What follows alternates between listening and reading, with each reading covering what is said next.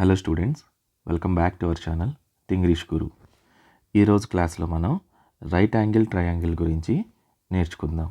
ఈరోజు క్లాస్లో మనం నేర్చుకోబోయే కాన్సెప్ట్స్ మరియు ఫార్ములాస్ అన్నీ మీరు ఒక నోట్స్లో రాసుకున్నట్లయితే మీకు రివిజన్ చేయడానికి చాలా బాగా ఉపయోగపడుతుంది. So let's begin the class. ABC అనేది ఒక రైట్ యాంగిల్ ట్రయాంగిల్. అందులో యాంగిల్ బి దగ్గర 90 degrees ఉంది. సో ఇప్పుడు యాంగిల్ సి అనేది టీటా అయితే యాంగిల్ ఏ అనేది 90 - టీటా. So total angles in a triangle మీకు అందరికీ తెలిసే ఉంటుంది. A plus B plus C angles is equals to 180 degrees. కాబట్టి ఇది బి 90 degrees అయినప్పుడు ఈ టీటా మరియు ఈ 90 - టీటా రెండు కలిపితే మనకి 90 degrees రావాలి. ఓకేనా? ఎందుకంటే ఆల్రెడీ బి అనేది మనకి 90 degrees కాబట్టి. సో ఈ బేసిక్ అయితే అందరికీ తెలిసే ఉంటుంది అనుకుంటున్నాను. So angle B 90 degrees. S అంటే సెమీ పెరిమీటర్. సెమీ పెరిమీటర్ అంటే పెరిమీటర్లో సగం. పెరిమీటర్ పి అనుకుంటే పిలో సగం. సో పెరిమీటర్ అంటే ఏంటి? చుట్టుకొలత. అంటే అన్ని సైడ్స్ని యాడ్ చేయడమే. ఏ, బి మరియు సి అనే ఈ మూడు సైడ్లని యాడ్ చేసి దాన్ని డివైడెడ్ బై 2 చేస్తే సెమీ పెరిమీటర్ అంటాం. నెక్స్ట్ రైట్ యాంగిల్ ట్రయాంగిల్లో మీకు అందరికీ తెలుసు, రైట్ యాంగిల్ ట్రయాంగిల్లో sum of the squares of the perpendicular sides is equals to square of hypotenuse. దీన్ని మనం పైథాగరస్ థీరం అని అంటాం. సో పైథాగరస్ థీరం ప్రకారం ఏంటి? పర్పెండిక్యులర్గా ఉండే స్క్వేర్ల యొక్క సైడ్ల యొక్క స్క్వేర్ల యొక్క సమ్ అనేది హైపోటెన్యూస్ యొక్క స్క్వేర్కి సమానం అవుతుంది. సో ఇది కూడా బేసిక్, అందరికీ తెలిసే ఉంటుంది. నెక్స్ట్ ఇప్పుడు వచ్చేసరికి సర్కమ్ రేడియస్ అంటే ఏంటి? ఇప్పుడు ఒక రైట్ యాంగిల్ ట్రయాంగిల్ ఉంది. ఆ రైట్ యాంగిల్ ట్రయాంగిల్ చుట్టూ ఒక సర్కిల్ ఇలా గీసినట్లయితే దీనికి ఒక సెంటర్ ఉంటుంది కదా, ఆ సెంటర్ నుంచి మనకి ఈ సర్కిల్కి ఉన్న డిస్టెన్స్ని మనం జనరల్గా రేడియస్ అంటాం కదా. సో దీన్ని మనం క్యాపిటల్ ఆర్తో సూచిస్తాం. సో సర్కమ్ రేడియస్ వచ్చేసరికి ఎంత? ఈ హైపోటెన్యూస్ డివైడెడ్ బై 2. హైపోటెన్యూస్ అనే సైడ్ ఉంది కదా, ఆ సైడ్ డివైడెడ్ బై 2 అనేది మనకి సర్కమ్ రేడియస్ అవుతుంది. ఇక్కడ మనకి హైపోటెన్యూస్ సి అనుకున్నాం కాబట్టి circumradius is equals to C/2. ఇక్కడ మీరు గమనించాల్సిన ఇంకో విషయం ఏంటంటే సర్కమ్ రేడియస్ అనేది ఒక రైట్ యాంగిల్ ట్రయాంగిల్లో ఇలా చూసినట్లయితే రైట్ యాంగిల్ ట్రయాంగిల్లో మనకి సెంటర్ అనేది ఆర్, ఈ హైపోటెన్యూస్ అనేది సెంటర్ వచ్చేసి హైపోటెన్యూస్ పైన ఉంటుంది. సో ఇది మనం క్యాపిటల్ ఆర్ అనుకున్నట్లయితే ఇక్కడ ఈ ఆర్ అనేది రైట్ యాంగిల్ ట్రయాంగిల్ సర్కిల్ లోపల ఉన్నట్లయితే ఈ ఆర్ వాల్యూ దేంతో సమానం అంటే షార్టెస్ట్ మీడియన్తో సమానం. ఒకవేళ మిమ్మల్ని డైరెక్ట్గా కానీ ఎగ్జామ్లో బిట్ అడిగినట్లయితే ఒక రైట్ యాంగిల్ ట్రయాంగిల్ ఇచ్చి మీకు వాల్యూస్ ఇచ్చి అందులో దానికి ఒక సర్కమ్ సర్కిల్ ఉందని చెప్పి దానికి షార్టెస్ట్ మీడియన్ కనుక్కోండి అంటే మనం సింపుల్గా క్యాపిటల్ ఆర్ వాల్యూ కనుక్కుంటే సరిపోతుంది. నెక్స్ట్ ఏరియాని డెల్టా అనే సింబల్తో సూచిస్తాం కాబట్టి delta area is equals to, area అంటే ఏంటి? జనరల్గా half into base into height కదా. సో ఇక్కడ హాఫ్ ఇంటూ బేస్ వచ్చేసరికి మనకి బి అవుతుంది, హైట్ వచ్చేసరికి ఈ నిలువుగా ఉండే లైన్ అది ఏ అవుతుంది. సో హాఫ్ ఏ బి అని చెప్పేసి హైట్. సో ఇక్కడ వరకు మనకి ఇవన్నీ బేసిక్స్. ఇది చాలా వరకు అందరికీ తెలిసే ఉంటాయి. సో తెలియని వాళ్ళ కోసం చెప్పాను. తెలిసిన వాళ్ళు వీడియోని కొంచెం డ్రాగ్ చేసేసి చూడండి. నెక్స్ట్ ఇక్కడ ఐ అనేది ఇన్సెంటర్ ఐ అనుకుంటే, అంటే ఒక ట్రయాంగిల్కి లోపల ఒక సర్కిల్ ఉన్నట్లయితే ఆ సర్కిల్ అన్ని సైడ్స్ని టచ్ చేస్తే మనం ఆ సర్కిల్ని ఇన్ సర్కిల్ అని అంటాం. సో ఆ సర్కిల్లో ఉండే సెంటర్ని ఇన్ సెంటర్ అని అంటాం. జనరల్గా మనం ఇన్ సెంటర్ని ఐతో సూచిస్తాం. సో ఇక్కడ స్మాల్ ఆర్ వచ్చేసి ఇన్ రేడియస్. స్మాల్ ఆర్ అంటే ఇన్ రేడియస్. సో ఇన్ రేడియస్కి 3 రకాల ఫార్ములాలు ఉన్నాయి. సో మనకి క్వశ్చన్లో ఇచ్చిన డేటాని బట్టి మనం ఫార్ములాని అయితే ఉపయోగించాల్సి ఉంటుంది. సో జనరలైజ్డ్ ఫార్ములా వచ్చేసి ఇన్ సెంటర్ అంటే ఇన్ సర్కిల్లో రేడియస్ ఇన్ రేడియస్కి small R is equals to area divided by semi perimeter. ఇక్కడ ఈ డెల్టా సింబల్ అంటే ఏరియా, ఎస్ అంటే సెమీ పెరిమీటర్, ఇందాక నేర్చుకున్నట్టు పెరిమీటర్ బై 2 అన్నమాట. నెక్స్ట్ అలా కాకుండా మనకి 3 సైడ్లు వాల్యూస్ ఇచ్చారు. అంటే ఇప్పుడు ఏ వాల్యూ మరియు బి వాల్యూ మరియు సి వాల్యూ ఇచ్చినట్లయితే స్మాల్ ఆర్కి 2 రకాల ఫార్ములాస్ ఉంటాయి.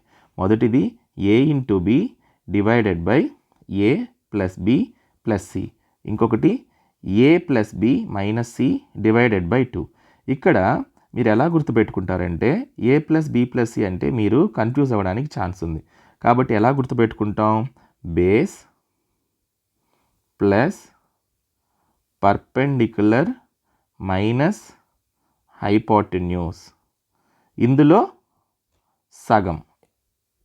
సగం వచ్చేసి మనకి స్మాల్ ఆర్ అంటే ఇన్ రేడియస్ అవుతుంది. Next formula 2 into capital R plus small R is equals to A plus B. అంటే 2 ఇంటూ ఆర్ అంటే circumradius capital R, small R అంటే inradius. So 2 into circumradius plus inradius is equals to A plus B. A plus B అంటే ఏంటి, base plus height. So మీరు ఇలా ఏ plus B అన్నట్టు గుర్తుపెట్టుకోవడం కంటే base plus height ఇలా గుర్తుపెట్టుకుంటే మీరు కన్ఫ్యూజ్ అవ్వకుండా ఉంటారు. సో ఇక్కడ నేనంటే ఏబీసీలతో రిప్రజెంట్ చేశాను కాబట్టి సింపుల్గా ఉంటుందని ఇలా రాయడం అయితే జరిగింది. సో మీరు దీన్ని ఇలా కాకుండా బేస్ ప్లస్ హైట్, ఇక్కడ sum of inradius plus circumradius ఇలా మీరు రాసుకొని కింద ఈ విధంగా కూడా రాసుకుంటే మీకు రేపు రెఫర్ చేసేటప్పుడు డౌట్ రాకుండా ఉంటుంది. నెక్స్ట్ దీని అర్థం ఏంటంటే క్యాపిటల్ ఆర్కి స్మాల్ ఆర్కి మధ్య ఉన్న దూరం. ఉదాహరణకి క్యాపిటల్ ఆర్ ఎక్కడ ఉంటుంది, హైపోటెన్యూస్కి మధ్యలో ఉంటుంది. స్మాల్ ఆర్ ఎక్కడ ఉంటుంది, ఇక్కడ లోపల ఒక సర్కిల్ ఉన్నట్లయితే మనకి స్మాల్ ఆర్ అనేది ఇక్కడ ఉందనుకుందాం. సో ఈ రెండింటికి మధ్య దూరం ఎంత, అంటే root of capital R square minus 2 into capital R into small R. SSC ఎగ్జామ్స్లో మరియు ఆర్ఆర్బి ఎగ్జామ్స్లో ఈ ఫార్ములాను ఉపయోగించి డైరెక్ట్ బిట్ కూడా అడిగారు. ఈ ఫార్ములాతో మనకి డైరెక్ట్ బిట్ కూడా అడగడం జరిగింది. నెక్స్ట్ ఏరియా అంటే delta is equals to S into S minus C. అంటే మనకి ఎస్ అంటే ఏంటి, సెమీ పెరిమీటర్ అంటే పెరిమీటర్లో సగం, ఇంటూ ఎస్ మైనస్ సి అంటే ఏంటి, ఎస్ మైనస్ సి వచ్చేసి హైపోటెన్యూస్. సో ఇక్కడ నేను రాసినట్టు ఈ ఆల్ఫాబెట్స్తోనే కాక మీరు ఇలా వర్డింగ్స్ లాగా కూడా నేను ఇచ్చిన ఫార్ములాని మీరు రాయడానికి ప్రయత్నించండి. అప్పుడు మీకు రివిజన్ చాలా బాగా అవుతుంది. నెక్స్ట్ ఇక్కడ ఏం చేశారు చూడండి, సి బదులు 2R పెట్టారు. అంతే కదా, మరి క్యాపిటల్ ఆర్ వచ్చేసి సర్కమ్ సెంటర్ అయినప్పుడు ఇక్కడ మనకి ఈ లెంగ్త్ వచ్చేసి సర్కమ్ రేడియస్ సగం, ఇక్కడ ఈ లెంగ్త్ కూడా సర్కమ్ రేడియస్. అప్పుడు ఏమవుతుంది, ఈ రెండింటిని కలిపితే హైపోటెన్యూస్ అవుతుంది. కాబట్టి మనం సి బదులు 2R అనేది రాయడం జరిగింది. సో నెక్స్ట్ ఇందాక స్లైడ్లో మీకు చెప్పాను కదా, మనం షార్టెస్ట్ మీడియన్ని ఏమంటాం, క్యాపిటల్ ఆర్ అంటాం. సో సర్కమ్ రేడియస్ అనే దాన్ని మనం షార్టెస్ట్ మీడియన్ అని చెప్పేసి సూచిస్తాం. కాబట్టి ఇక్కడ ఆర్ బదులు ఎం ఇవ్వడం జరిగింది. సో ఇదంతా ఎందుకు చెప్పానంటే మనకి డైరెక్ట్గా స్టాఫ్ సెలక్షన్ కమిషన్లో ఒక bit the shortest median in a right angle triangle అని చెప్పేసి డైరెక్ట్గా బిట్ అడిగారు. అంటే మనకి ఇక్కడ ఏమేమి ఉన్నాయి, ఏరియా ఉంది, సెమీ పెరిమీటర్ ఉంది, షార్టెస్ట్ మీడియన్ ఉంది. సో ఏరియా మరియు సెమీ పెరిమీటర్ ఇచ్చేసి షార్టెస్ట్ మీడియన్ కనుక్కోమని అడిగారు అనుకుందాం. ఫర్ ఎగ్జాంపుల్ బిట్ అయితే మీడియన్ ఈ విధంగానే వచ్చింది. సో అప్పుడు మనకి ఈ షార్టెస్ట్ మీడియన్ ఏంటి అని డౌట్ వస్తుంది. సో అలా రాకుండా ఉండడానికి మనం ఈ కాన్సెప్ట్ అయితే ఖచ్చితంగా నేర్చుకోవాలి. నెక్స్ట్ వచ్చేసరికి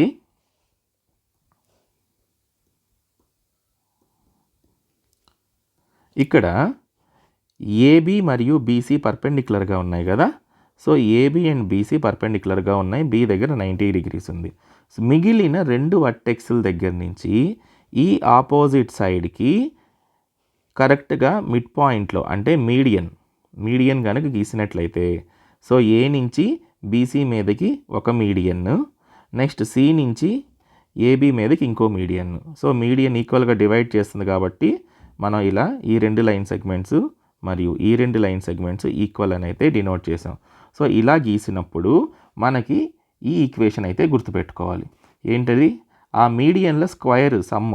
సో ఏఎల్ అనేది ఒక మీడియన్, నెక్స్ట్ బిఎం అనేది ఒక మీడియన్, సిఎం అనేది ఇంకో మీడియన్. ఈ రెండింటిని స్క్వేర్ చేసి సమ్ చేస్తే వచ్చే వాల్యూయే మనకి 5/4 ఇంటూ ఏసీ స్క్వేర్, అంటే హైపోటెన్యూస్ స్క్వేర్.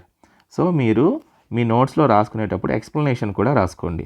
ఇప్పుడు ఏం రాద్దాం దీన్ని? ఏఎల్ అంటే మీడియన్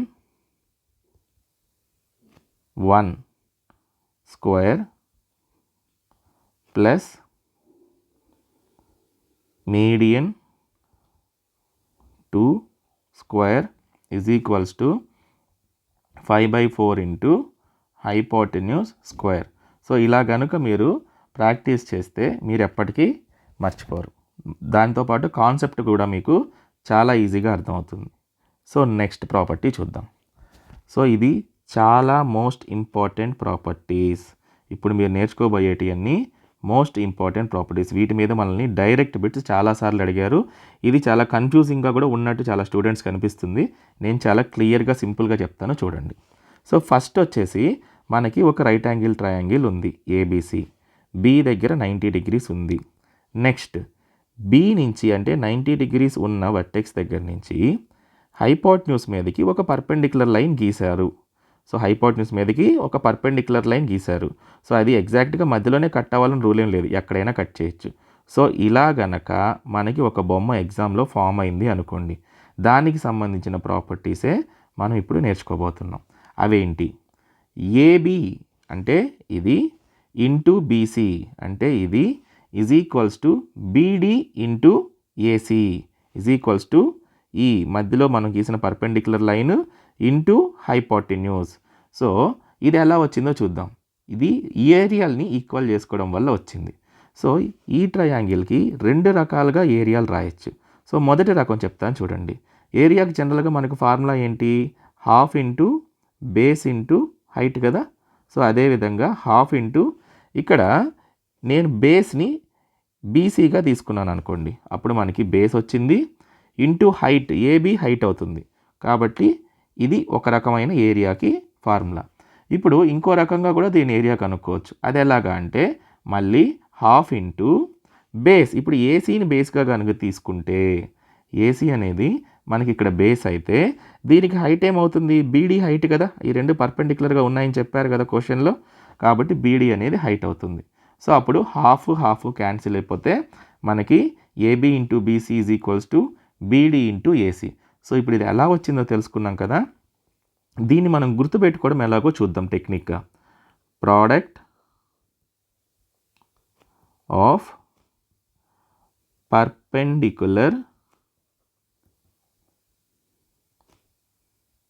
పర్పెండిక్యులర్స్ ఆర్ ఈక్వల్ అంటే ఏంటి? ఇక్కడ మొత్తం 2 పర్పెండిక్యులర్ లైన్స్ ఉన్నాయి, అవునా? చూసారా? ఏబీ మరియు బీసీ అనేది 2 పర్పెండిక్యులర్ లైన్స్. వాటి product is equal to beedi మరియు ఏసీ అనేటివి మరో 2 పర్పెండిక్యులర్ లైన్స్. సో వాటి ప్రోడక్ట్. సో ఈ 2 పర్పెండిక్యులర్ లైన్స్ యొక్క ప్రోడక్ట్ ఈజ్ ఈక్వల్స్ టు ఈ 2 పర్పెండిక్యులర్ లైన్స్ యొక్క ప్రోడక్ట్. కాబట్టి ఇంక దీన్ని మర్చిపోవడానికైతే అస్సలు ఛాన్స్ ఉండదు, ఖచ్చితంగా గుర్తుంటుంది ఈ విధంగా నేర్చుకుంటే. నెక్స్ట్, సో ఇందాకటి ఫిగర్లోనే నెక్స్ట్ మిగిలిన ప్రాపర్టీస్. ఇక్కడ మనము ఇందాక ప్రోడక్ట్స్ నేర్చుకున్నాం కదా. AB into BC is equals to AD into DC అని నేర్చుకున్నాం కదా. ఏసీ ఇంటూ బీడీ అని నేర్చుకున్నాం కదా. ఇప్పుడు స్క్వేర్స్, ఒక్కొక్క సైడ్కి స్క్వేర్కి కూడా మనకి ఫార్ములా ఉంది. ఏబీ స్క్వేర్ అనే సైడ్కి, బీసీ అనే సైడ్కి బీసీ స్క్వేర్, నెక్స్ట్ బీడీ అనే సైడ్కి బీడీ స్క్వేర్. ఓకేనా? ఏసీ స్క్వేర్ ఎలాగో అందరికీ తెలుసు. ఏసీ స్క్వేర్ అంటే ఏంటి? Base square plus perpendicular square అంటే BC square plus AB square. So ముందుగా ఏబీ స్క్వేర్కి ఫార్ములా చూద్దాం. సో ఏబీ స్క్వేర్ అనే సైడ్కి square is equals to AD into AC. బాగా గమనించండి, ఈ సైడ్ ఏదైతే ఉందో దానికి square value is equal to ఆ సైడ్కి ఆనుకొని ఉన్న లేదా ఆ సైడ్కి కనెక్షన్ ఉన్న హైపాటిన్యూస్ యొక్క ముక్క. ఈ హైపాటిన్యూస్ 2 ముక్కలైంది కదా, ఒకటో ముక్క రెండో ముక్క అనుకుందాం. సో ఏబీ స్క్వేర్గా అడిగారంటే దీనికి పక్కనే ఉన్న ఆనుకొని ఉన్న హైపాటిన్యూస్కి సంబంధించిన ముక్క ఇంటూ మొత్తం హైపాటిన్యూస్. చూసారా, ఇదేంటి, ఏడి అనేది ఏబి అనే సైడ్కి ఆనుకొని ఉన్న ముక్క. నెక్స్ట్ ఏసీ అంటే మొత్తం హైపాటిన్యూస్. అదేవిధంగా బీసీ స్క్వేర్ కూడా. సో బీసీ స్క్వేర్ వచ్చేసరికి బీసీ అనే సైడ్కి ఆనుకొని ఉన్న హైపాటిన్యూస్కి సంబంధించిన ముక్క. అదేంటది, సిడి ఇంటూ మొత్తం హైపాటిన్యూస్ ఏసీ. చూసారా, ఏబీ స్క్వేర్కి వచ్చి ఏబీ అనే సైడ్కి ఆనుకుని ఉన్న హైపాటిన్యూస్ యొక్క ముక్క అంటే 1 అనుకుందాం, ఇది ఏడి. అదేవిధంగా బీసీ స్క్వేర్ అనే సైడ్కి దీనికి ఉన్న ముక్క అంటే 2 అంటే సిడి ఇంటూ టోటల్కి ఈ రెండింటికి హైపాటిన్యూస్ మల్టిప్లికేషన్ కామన్గా అయితే ఉంటుంది. సో మనం ఇప్పుడు బీడీ స్క్వేర్ నేర్చుకుందాం. బీడీ స్క్వేర్ అంటే ముందుగా బీడీ ఏంటి, బీడీ అనేది ఏసీకి పర్పెండిక్యులర్. బీడీ అనేది ఏసీకి పర్పెండిక్యులర్గా ఉంది. ఈ బీడీ అనేది ఇలా ఏసీకి పర్పెండిక్యులర్గా ఉంది. సో దీని వాల్యూ ఏంటంటే నథింగ్ బట్ ఇందాక 2 ముక్కలు చేసాం కదా, ఆ మొదటి ముక్క ఇంటూ రెండో ముక్క. So AD into CD. BD square value హైపాటిన్యూస్ని 2 ముక్కలుగా చేసినప్పుడు మొదటి ముక్క ఇంటూ రెండో ముక్క is equals to BD square అవుతుంది. Next AB square is to BC square. ఇది నథింగ్ బట్ ఈ రెండు ఈక్వేషన్స్ని మనం డివైడ్ చేసాం లేదా రేషియో రూపంలో రాసుకున్నాం. AB square is to BC square is equals to ఇదే వాల్యూ ఇక్కడ రాసాను చూడండి, AD into CD is to CD into AC.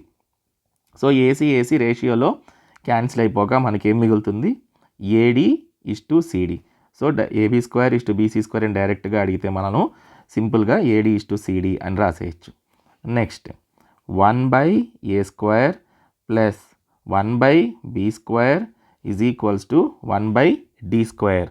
So ఇప్పుడు దాకా మనం ఏ సైడ్లో నేర్చుకున్నాము, ఏబీ అనే సైడ్ అంటే అది పర్పెండిక్యులర్స్లో ఒక సైడు, బీసీ అనేది కూడా పర్పెండిక్యులర్స్లో ఒక సైడు, బీడీ అనేది కూడా ఒక పర్పెండిక్యులర్. సో ఈ మూడిటికి మధ్య ఒక రిలేషన్ ఉంది. ఆ రిలేషనే ఇదన్నమాట. ఏమని చెప్తున్నారు, 1/, ఒక పర్పెండిక్యులర్ సైడ్ స్క్వేర్, నెక్స్ట్ 1/, మరో పర్పెండిక్యులర్ సైడ్ యొక్క square is equals to 1/, A line అయితే మధ్యలో పర్పెండిక్యులర్ గీసామో దాని స్క్వేర్. సో దీన్ని కూడా మీరు వర్డ్స్లో రాసుకోండి. ప్రతి ఫార్ములాని వర్డ్స్లో రాసుకొని దాని కింద ఈ డినోషన్స్తో రాసుకున్నారంటే మీరు ఈజీగా గుర్తుపెట్టుకోవడానికి ఉంటుంది. నెక్స్ట్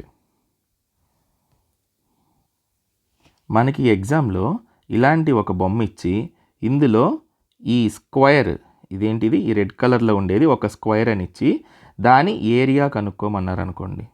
సో ఇది వరకు అడిగిన బిట్టేనండి. ఈ కాన్సెప్ట్ మనం ఎగ్జామ్లో కూర్చొని డిరైవ్ చేయాలంటే చాలా టైం పడుతుంది. సో అలా కాకుండా డైరెక్ట్గా అయితే ఫార్ములా గుర్తుంచుకున్నట్టయితే మనకి చాలా ఉపయోగపడుతుంది, చాలా టైం సేవ్ అవుతుంది. మనం ఇంచుమించు 20 సెకండ్స్ లోపు ఇలాంటి బిట్ని సాల్వ్ చేయడానికి ఉంటుంది. సో మనకి ఏమి ఇస్తారు క్వశ్చన్లో, ఏ బి వాల్యూ ఇస్తారు. ఏబీ వాల్యూ వస్తే ఎలాగో మనకి సి వాల్యూ వస్తుంది. సో దీన్ని బట్టి మనం స్క్వేర్ యొక్క ఏరియా ఎలా కనుక్కుంటాం. సో ఈ స్క్వేర్ యొక్క సైడ్ ఎస్ అనుకుంటే ఎస్ స్క్వేర్ అనేది మనకి ఏరియా అవుతుంది. So area is equals to base into height divided by base plus height. ఇక్కడ అసలు మనకి సి కూడా అవసరం రాలేదు. So base into height divided by base plus height, దీనికి స్క్వేర్ వేసామంటే మనకి ఏరియా ఆఫ్ ది స్క్వేర్ అయితే వస్తుంది.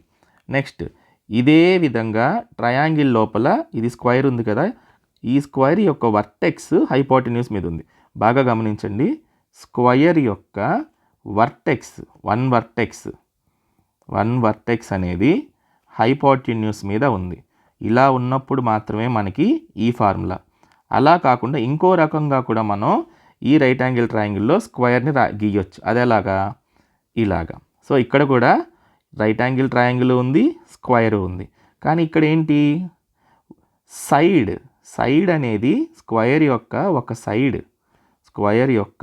ఒక సైడ్ అనేది మనకి హైపోటెన్యూస్ మీద ఉంది. సో ఈ కేసులో మనకి స్క్వేర్ యొక్క వర్టెక్స్ ఉంది హైపోటెన్యూస్ మీద, ఈ కేసులో స్క్వేర్ యొక్క సైడ్ ఉంది హైపోటెన్యూస్ మీద. సో కన్ఫ్యూజ్ అవ్వకండి. బాగా గుర్తుపెట్టుకోండి. ఇలాంటి కేసులో మనకి ఏరియా ఆఫ్ ది స్క్వేర్కి ఫార్ములా ఏంటి?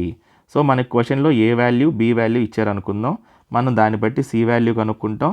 ఈ 3 ఉన్నట్లయితే మనకి ఈ ఫార్ములా వేశారంటే ఈ స్క్వేర్ యొక్క ఏరియా మనకి వస్తుంది. ఏంటిది? Product of all 3 sides A into B into C divided by base square plus perpendicular square plus base into perpendicular, దీని మొత్తానికి హోల్ స్క్వేర్ వేసామంటే మనకి ఏరియా ఆఫ్ ది స్క్వేర్ అయితే వస్తుంది. సో కన్ఫ్యూజ్ అవ్వకండి. ఇక్కడ స్క్వేర్ అనేది ఏ షేప్లో ఉందో చూసుకోండి, ఇక్కడ స్క్వేర్ అనేది మనకి ఎటువంటి షేప్లో ఉందో చూసుకోండి. దాన్ని బట్టి ఫార్ములా ఎగ్జామ్లో అప్లై చేశారంటే మీరు డైరెక్ట్గా ఆన్సర్ 20 సెకండ్స్ లోపల చేసేయచ్చు. సో ఇప్పుడు చెప్పిన ఫార్ములాస్ అన్నీ కానీ మీరు వర్డ్స్, ముఖ్యంగా వర్డ్స్ మరియు ఈ నోటేషన్స్తో కనుక రాసుకున్నట్లయితే మీకు రెండోసారి రివిజన్ చేసినప్పుడు మళ్ళీ వీడియో చూడాల్సిన అవసరం అయితే ఉండదు. సో మీకు ఈజీగా అర్థమవుతుంది. మీరు ఒక నెల 2 నెలల తర్వాత అయినా సరే ఆ నోట్స్ తీసి చూసారంటే మీకు చాలా సింపుల్గా స్మూత్గా అర్థమైపోతుంది. సో ఈ వీడియో మీకు హెల్ప్ అవుతుందని అనుకుంటున్నాను. ఒకవేళ మీకు ఈ వీడియో యూస్ఫుల్గా అనిపిస్తే దయచేసి నా ఛానల్ని లైక్ చేయండి, వీడియోని లైక్ చేయండి, ఛానల్ని సబ్స్క్రైబ్ చేయండి. Thank you. జై హింద్.